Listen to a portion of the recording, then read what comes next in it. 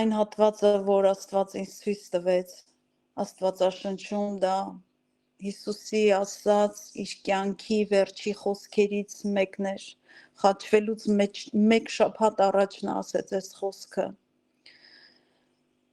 Դες երբ որ տղամարդ է մանավանդ, հա, Քրիստոսը տղամարդ էր,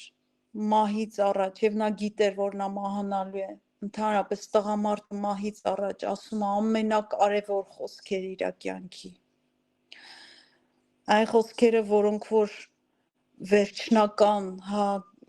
լուծում պիտի տա, որովհետև այլևս չուներ ասելու եւ ամենակարևոր խոսքերն էր հնչելու իր բերանից։ Ես մի քանի հայտնություններ եմ ստացել իմ կյանքում, բայց այս մեկը չափազանց փոխել է իմ կյանքը եւ նաեւ ապրելուս որակը։ Իմ հոգևոր արմատները շատերը գիտեք, սկզբնականում եղել առաքելական եկեղեցին, հետո 50-ական շարժը, հետո նոր բողոքական խարիզմատ եկեղեցիները, աստվածաբանական է շարժերը։ Բայց այս հայտնությունը առաջնորդեց ինձ այլ կերպով հասկանալ Աստվածաշունչը եւ խոսքերի կարևորություն այս հայտնության շատ իմ կյանքը փոխեցին իմ հոգևոր շարժը։ Նաև այս հատվածը, որ շուտով կկարդամ, բազմիցս կարդացել եմ եւ ինձ թվում է բոլորդ, ովքեր որ Աստվածաշունչ սիրում են կարդալ, բազմիցս կարդացել ենք, բայց ես դեռ չէի տեսել, թե որքան կարևոր է դա։ Իրականում ես մտածում էի, որ դա տարօրինակ կարճ հատված է, հատված, որ ես անգամ լավ չէի էլ հասկանում, այն պարունակում է մի բառ, որը չի օգտագործվում Աստվածաշնչում մեկ այլ տեղ, բացառությամբ Նոր Կտակարանում մեկ վայրում է նույնպես ասվում,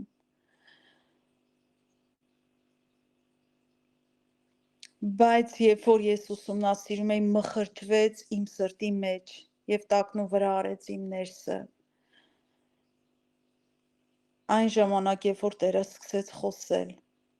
Աստված բացեց իմ միտքը եւ ցույց տվեց մի բան, որ նախկինում չէի տեսել։ Ես ուզում եմ ձեզ հասկացնել, թե ինչու է դա այդքան խոր ազդեցություն ունեցել ինձ վրա եւ այն մարդկանց վրա, որոնք նույնպես այս հայտնությունով են շարժվում եւ դրանք պակաս քիչ չեն։ Դա գրված է Հովհաննեսի 14:18 համարում։ Դա պարզ կարճ համար է,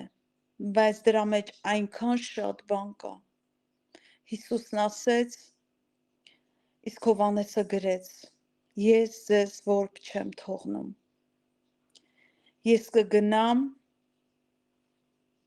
եւ ձեր համար տներ կպատրաստեմ։ Ես ձեզ որբ չեմ թողնում։ Երբ այս տեսանկյունից սկսեց բացվել ինձ համար Աստվածաշունչը կամ Հոր սիրտը, ես կյանքումս առաջին անգամ զգացի, որ սկսում եմ հասկանալ, թե ինչի մասին է իրականում ամբողջ աստվածաբանությունը։ Եվ ընդհանրապես բոլոր հոգևորները պետք է ուսումնասիրեն որբության հարցը։ Եվ այո, այսօրվա իմ թեման որբի հոգին է։ Մարդկային հիմնական խնդիրը դա որբի մտածելակերպն է։ Եվ շատ հաճախ ես սրա մասին էլի եմ խոսել, ունեմ նաև YouTube-ում քարոզներ սրա մասին, բայց այսօր մի այլ կողմից եմ ուզում ես ամենին մոտիկանամ։ Սա ամենակարևոր հարցերից մեկն է, ոչ միայն մեր անհատական պայքարների հիմնական խնդիրն է, այլ միմյանց հետ ունեցած հարաբերություններում, պայքարներում մեծ խնդիր է։ Եկեղեցական կյանքերի, այդ խառնաշփոթների հիմնական խնդիրը դա նույնպես որբ մտածելակերպով եղբայր քույրերի հարաբերություններն է, դավանանքների տարբերության խճուղիներում իրար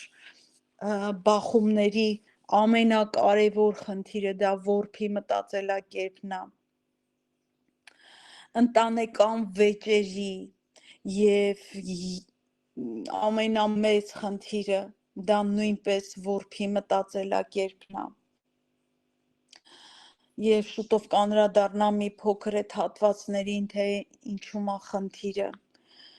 Երկրների, պատերազմների հիմնական խնդիրը անհամաձայնությունները, պատերազմները գալիս է միայն որբի մտածելակերպից։ Հանկարծ ես տեսա պատմության ընթացքում այս երկրի վրա մարդու պայքարի խնդրի արմատը, իրական արմատը, եւ դա ոչ որդիությունն է, այլ որբեր, որդեգրվածներ, որոնք դեռ որբի մտածելակերպ ունեն։ Դու կարծես թե հոր գրկում ես, բայց նրանից այնքան հեռու ես։ Դու ամբողջական պատկերը փոփոխված է քո, դու որդիությունից հեռու ես։ Ես հավատում եմ իմ ամբողջ սրտով, որ իսկապես, քանի որ յուրաքանչյուր խնդիր կարելի է հետևել այն փաստով, որ Եդեմյան պարտեզում որբացավ մարդկությունը։ Ամեն բանի արմատը սկսվեց Եդեմյան պարտեզից եւ դա գենետիկորեն փոխանցվեց մեզ։ Եվ ինչ փոխանցվեց, հա, իհարկե անեծքները փոխանցվեց, բայց նաեւ այն, որ չի խոսացում, դա որբի ոգին էր, որ Ադամն ու Եվան փոխանցեցին մարդկությանը։ Եդեմյան պարտեզում որբացավ մարդկությունը, Ադամն ու Եվան կորցրեցին իրենց տեղը Եդեմում, կորցրեցին իրենց տեղը հոր մեջ, որտև չէին զգացել, որ հայրը սիրում է իրենց։ Ես անցած ծառայությանն էլ ասեցի, երբ որ Հիսուսն ասեց Թովմաս, այսքան ժամանակ ես քո հետ էի։ Գիտես, հենց հայրն էր ասում այդ խոսքերը, էլ Հիսուսը չէր ասում։ Այսքան ժամանակ ես ձեզ հետ էի ու հորը չճանաչեցիք։ Գիտես, այս անճանաչելիությունը, հոր չճանաչելը մեզ հեռացնում է հոր սրտից, հոր սիրուց։ Եվ սա ամեն խնդիրների բալանին է։ Այն հոգևորները, որոնք որ որբի մտածելակերպ ունեն, որոնք որ հեռացած են հոր սիրուց, հոր բնույթը, քաղցրությունը, սերը ճանաչելուց, նրանք որբի մտածելակերպով բանտարկվածներ են, կարելի անգամ ասել։ Երբ դա տեղի ունեցավ, մարդկային ցեղը կորցրեց Աստծո ամբողջական ապահովումը։ Հասկանում ես, առաջի բանը, որ Ադամն ու Եվան զգացին, դա վախն ու տագնապն էր, ապահովությունը հեռացավ նրանցից։ Նրանք կորցրեցին հոր բնավորության ամենակարևոր գիծը իրանց կյանքում, ոչ թե հայրը փոխվեց, այլ իրենց մեջ փոխվեց հոր բնույթը։ Եվ այսօր եթե քույրեր կան, եղբայրներ, որոնք կլսեն, որոնք խնդիր ունեն հոր հետ հաղորդակցվելու, լսի, դա հոր կամքը չի, որ դու խնդիր ունես, դա քո խնդիրն է, դա ժառանգաբար եկած խնդիր է, դա որբացած մտածելակերպն է, որը որ դիվային ուժերը հմտորեն այդ դարերից սկսած բերել են եւ ժառանգել են տվել ողջ մարդկությանը, ցավոք սրտի, անգամ եկեղեցուն։ Հիսուսը աշակերտներին էր ասում, այսքան ժամանակ ձեզ հետ եմ, չճանաչեցիք, այդ չճանաչելը, ինչա նշանակում չճանաչեցիք ինձ, ես ձեզ հետ եմ, այո, հիմա էլ է Տերը շատերիդ հետ է, բայց արդյոք դու ճանաչում ես նրան, արդյոք դու գիտես նրա սերը, արդյոք գիտես, որ ինքը ներում է քեզ։ Երբ որ դու անգամ գիտակցաբար մեղք ես անում, կարող ես գնաս եւ ասես Տեր, էլի սխալվեցի։ Անգամ պապ ջան կարաս ասես, աբա, եբրայերեն նշանակում է պապա։ Դա այնքան ավելի ջերմ է, քան հեռու Աստված կամ մեկ ավելի հեռացնում ենք որոշակի անուններով հորը։ Նա մեր պապան է, նա մեր աբան է, Նա մեր մտերիմն ասում է ես եմ քեզ ստեղծել, ես գիտեմ քո հողն ու փոշի լինելը, նա գիտի եւ երբ որ Հիսուսն ասեց հայրը Հիսուսի բերանով ասեց ձեզ հետ է ինչ չճանաչեցիք իմ համար մի հատ նորից բացվեց հոր ձայնը օ ռաբունի շնորհակալ եմ Տեր որ դու խոսում ես եւ ամբողջ Հիսուսի ընթացքը դա հոր ընթացքն էր դե արի ու բացատրի մյուս դողմաներին հետևողներին իսլամիստներին որոնք ուզում են Հիսուսին հերվածնել, ասել չկա, նրանք մեկ են, դե արի ու բացատրի այդ մեկությունը, Հիսուսը այնքան պարզ է այստեղ ասում, հայրը Հիսուսի բերանով, ձեզ հետ էի, երբ էր իրենց հետ, այս ժամանակ երբ որ սոված էին, ասես տղերք սոված եք, նայեք սա հայրն է խոսում, այս ժամանակ երբ որ շնացող կինը բերեցին գցեցին նրա ոտքերի առաջ ու ոտքերի առաջ հոր ոտքերի առաջ եւ ասեցին դատիր շատերս դատավորի պես ենք տեսնում հորը բայց Հիսուսը եւ հետեւաբար հայրը ասեց ես ներում եմ քեզ գնա ու այլևս մի արա ոչ մի դատապարտող խոսք ոչ մի անարգանք, ոչ մի շատախոսություն, միայն շանս տվեց, միայն սեր ցույց տվեց, միայն ապագայի դուռը ցույց տվեց, դա նույն հայրն է եւ կորցրեց Ադամն ու Եվան այդ ապահովումը եւ նրա հետ մտերիմ հարաբերությունը, առաջի բանը որ կորցրեցին, դա հարաբերությունն էր հոր սրտի հետ, հոր շնչի հետ Ես դրա մասին էլի եմ խոսել, Ադամի ռունգերից, երբ որ հայրը փչեց եւ Ադամը աչքերը բացեց, նա տեսավ հորը ամենամոտիկից, ոչ ոք այդպես մոտիկից չի տեսել հորը, նա շնչեց նրա ռունգերից եւ բացեց Ադամի աչքերը եւ նա տեսավ երես քթին կպած կարելի ասել, հորը, նա կորցրեց այդ մոտիկ հարաբերությունը, այդ քթին կպած հարաբերություն ունեին իրանք, դեմար դեմից էլ մոտիկ էր դա, կորցրեց այդ հարաբերությունը, մի փաստ ևս, Աստված վռնդելով Ադամին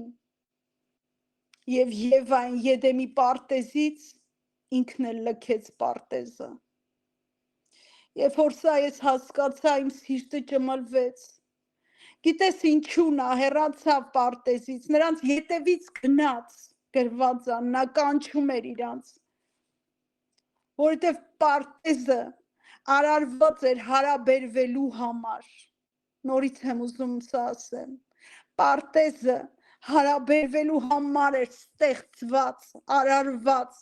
որպեսզի այդ սիրո հարաբերությունը լինի, եթե չկա այդ հարաբերությունը,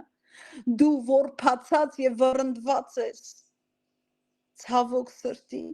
այսօր շատ քրիստոնյաներ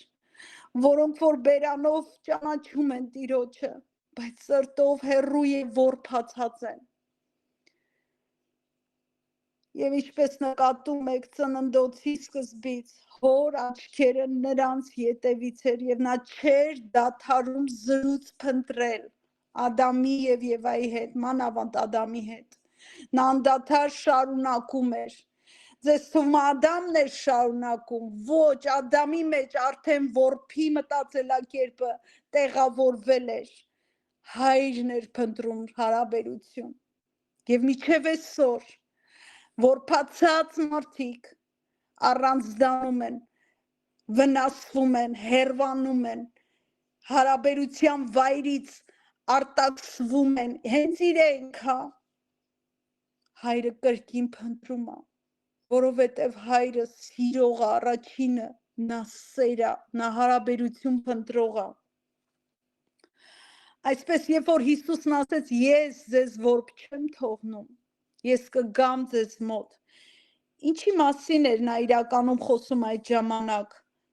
Մենք բոլորս որբ ենք ստացվում է, կարծես մի որբերի կույտի հետ էր խոսում նա, նախ ասեմ, որ այդ խոսքը չէր բխում Հիսուսի սրտից ու մտքից, այստեղ նույնպես հայրն էր խոսում, որտև Հիսուսը չէր հայրը, հայր Աստվածն էր, նա խոսեց նրա շուրթերից, դա բխում էր հոր սրտից, որ որբության անեծքը Քրիստոսի միջոցով քանդվեց հիմնահատակ, բայց ցավոք սրտի դրանից հետո կրկին որբությունը տիրում է եկեղեցիներում, ծառայողների մեջ, արգելելով մարդկանց ավելի խորը հարաբերության մեջ մտնելու, վտանգներ տեսնելու հարաբերության մեջ, անգամ հոր հետ, որովհետև նրանք որբ լինելով, որբի դասընթացներ են սովորեցնում։ Ու մեր ասում ես խոսքը Հիսուսի բերանովը հայրը աշակերտներին, Անդրեասին, Պետրոսին, որոնք հայրեր ունեին, նրանք որբ չէին մարմնավորում, նրանք որբեր չէին, այնտեղ գրված է, եւ նրանք թողեցին իրանց հորը, գնացին, մյուսի համար ասում է Զեբեդիասի որդիներն էին, ոչ ոք այնտեղ որբ չէր, դա ուրիշ որբության մասին էր խոսքը, դա հոգևոր որբության մասին էր,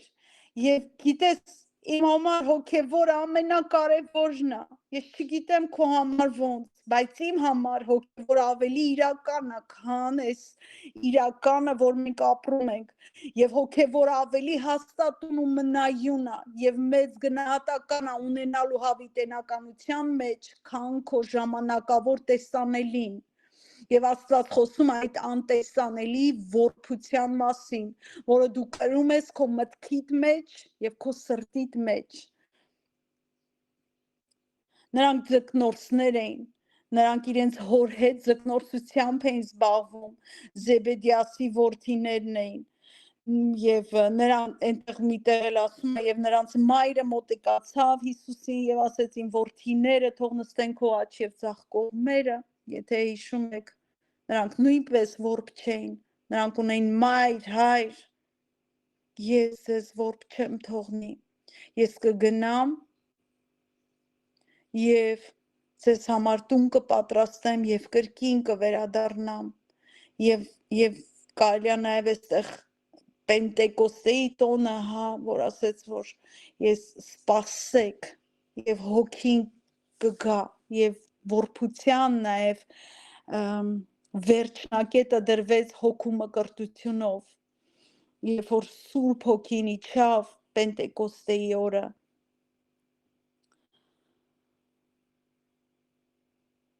ինչպես որ արձանագրվել է դարերի ընթացքում, որ մարդկության մեծամասնությունը տառապում է որբի մտածելակերպով եւ հենց դրա պատճառով են այսօր այս բոլոր խնդիրները, ընտանեկան բաժանությունները, անհասկացված լինելը, չգնահատված լինելը եւ ավելի դա ինչպես գիտեք շատ հաճախ այսպիսի արտահայտություն, որ առողջ ընտանիքը առողջ երկրի գրավականն է եւ եթե առողջ չի ընտանիքը, որբի մտածելակերպ ունի, ցավոք սրտի այսօր ես առողջ ընտանիքներ գրեթե չեմ տեսնում, որովհետև այսօրվա ամենաուժեղ հարձակումը հենց հոգևոր ընտանիքների վրա է, որտեղ խնդիրները այնքան շատ են, հարձակումներն այնքան շատ են, որ որբության այդ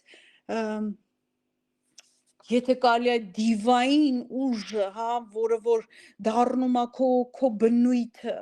այնքան է շատացել, որ առողջ ընտանիք գտնելը շատ քիչ է էտալոնի պես մի բան է դարել եւ հետեւաբար նաեւ առողջ երկիր ոչ որբի մտածելակերպով երկիր գտնելն անգամ ամենադժվար այսօր դա չկա, այս համարձակ կարող եմ ասել եւ հենց դրա համար այս ուսմունքները պետք է որ թեկուզ փոքրիկ խմբերում արթնություն գա, վնասված մարդիկ վնասում են իրենց շուրջը, որփի մտածելակերպով մարդիկ վնասում են իրենց շուրջը և ուսուցանում են որփի մտածելակերպ։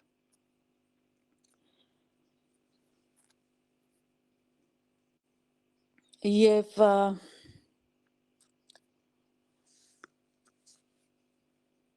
այստեղ մենք կարող ենք եզրահանգության գալ, որ հայրը տեսնում էր ողջ մարդկությանը որփացած վիճակում տառապելուց։ Նա մեզ բոլորից որփեր էր տեսնում։ Երբ որ Հիսուսի բերանից նա ասեց, ես ձեզ որբ չեմ թողնի, լսի դա ամբողջ մարդկությանն էր ասում։ Եվ մի պահ իմ սիրտը իրոք ճմվում է ու ես հասկանում եմ հոր ցավը, որ ինքը այնքան է ներդրել։ Նա անգամ Հովհաննեսի 3:13-ում ասում է, Աստված այնպես սիրեց աշխարհը, որ իր միածին որդուն տվեց, որ ով որ հավատա, փրկվի։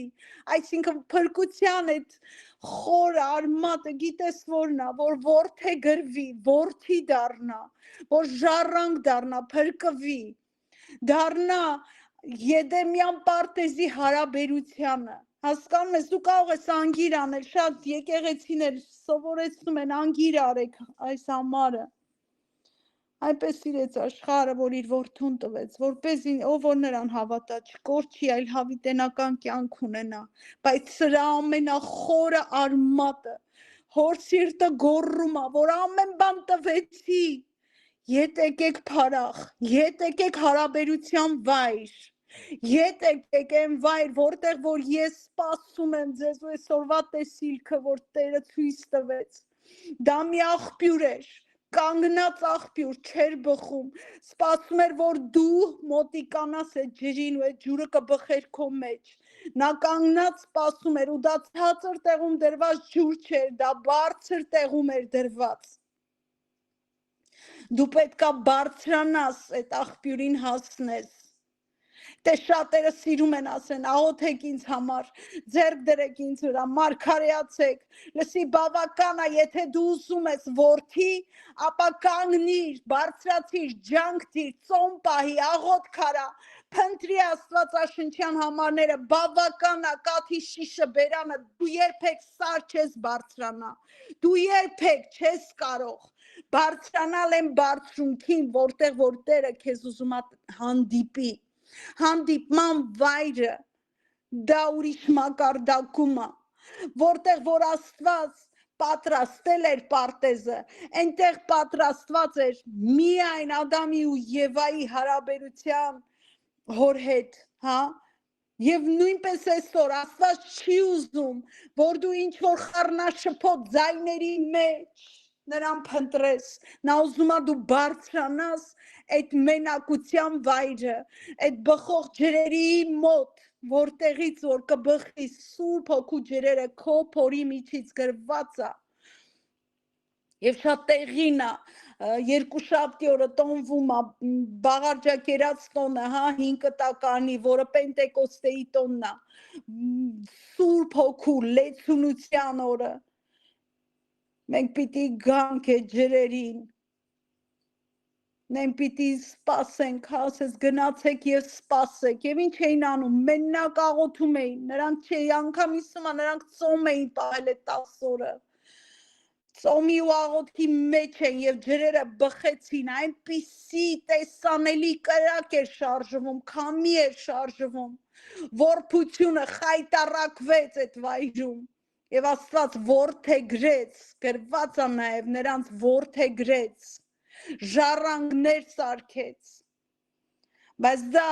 հաստատ գրավական չի, որ դու նորից որբ չես դառնա, դրա համար Հովհաննեսի Հռոմեացիների 12:2 դու պիտի հսկես քո միտքը, նորոգես անդադար, պետքա քո դռանդիկները պահես, որտեղ որփի մտածելակերպը դա գենետիկորեն գալիս է, ինչքան էլ դու ազատվես, դու պետքա հսկես։ Միակ ապողողակը եղավ Քրիստոսը, որը որ խայտառակեց սատանայի գործերը։ Մի փոքր ուրիշ ենթավերնագրի եմ ուզում անցնեմ, չգիտեմ շատ ծանր կլինի թե չէ այսօրվա խոսքը։ Կարող ենք մյուս անգամ սա ուսումնասիրել, սա երկրորդ մասն է եւ ենթավերնագիրը այսպիսին է սատանայի անկումը եւ որբությունը։ Ամեն բան սկսվեց դրախտում, երբ որ սատանան կորցրեց իր տեղը այնտեղ եւ որբի բնույթը որդեգրելով եկավ եւ սկսեց ցանել աշխարհի վրա։ Երևի թե լավ կլինի եկող ուրբաթ օրը կամ հինգշաբթի օրը այս մասին կխոսենք, որովհետև չեմ ուզում շատ ծանր լինի թեման, որպեսզի մարսելի լինի։ Հայ, շնորհակալ եմ այս խոսքի համար։ Տեր, ես աղոթում եմ, Տեր, եթե հնարավոր է, Տեր, արմատախիլ արա ամեն որբի մտածելակերպը մեր միջից։ Եվ մենք քանդում ենք չարի բոլոր բերած գենետիկորեն սխալ դենկայի մեջ եղած ամեն բան, ինչը որ դիվային աշխարհից եկել է մեր մեջ, Տեր, մաքրիր, վերացրու, Տեր, կրկին, Տեր, պատվաստիր, Տեր, պատվաստված լինենք եւ քո ջրերը հոսեն մեր միջից։ Եվ լինի քո դուստրերը, քո որդիները, Տեր, ժառանգորդներ, Տեր, եւ ոչ միայն բառերով, այլ ամբողջ էությունով գիտակցենք, ով ենք մենք քո մեջ։ Շնորհակալ եմ, Տեր, քո մեծ սիրո համար, որ ինչ էլ պատահի դու մեզ ասում ես եկեք ինձ, բոլոր հոգնած եւ բեռնավորվածներ, եւ ես ձեզ կհանգստացնեմ։ Տեր, գրկիր ամեն հոգնածի, ամեն սխալ մտքերով բեռնավորվածների, մեկ հպումը Տեր կազատի, մեկ հպումը Տեր, որփից որդի կսարքի Տեր, հպվիր եւ ազատիր բոլոր լսողներին Տեր, բոլորին ովքեր որ կաղում են այս ուսմունքի մեջ Տեր, արթնությանդ հոգին թափիր Տեր, վերականգնիր Տեր, Հիսուս Քրիստոսի զորավոր անունով, ամեն ու ամեն, փառավորվես ու մեծարվես, Հայր, Որդի եւ Սուրբ Հոգի, ալելույա, ամեն։